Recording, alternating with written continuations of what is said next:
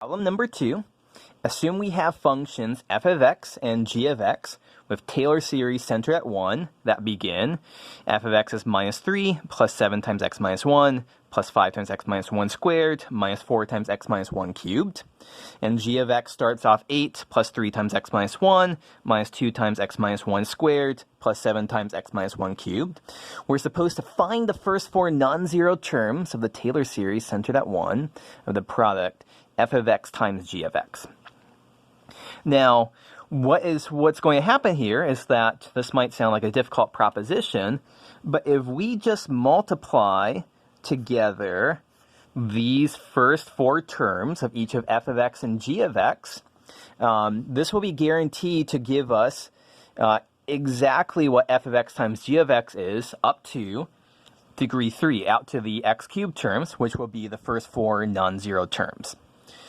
We will just discard anything that we come across that will be degree higher than 3 in x minus 1. So let's get to work doing this calculation. F of x times g of x is, so let's just go one at a time, powers of x minus 1 to the 0, 1, 2, 3, and we stop at 3. So x minus 1 to the 0, the only way we can get that by multiplying these together is by having minus 3 times 8. So that gives us minus 24.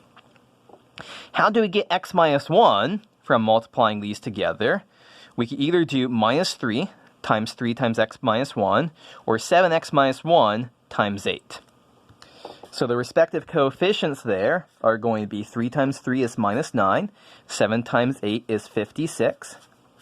So minus 9 plus 56 times x minus 1. Okay, let's move on to the x minus 1 squared terms.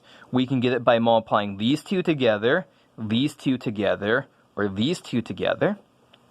And the corresponding coefficients there are going to be 5 times 8 is 40.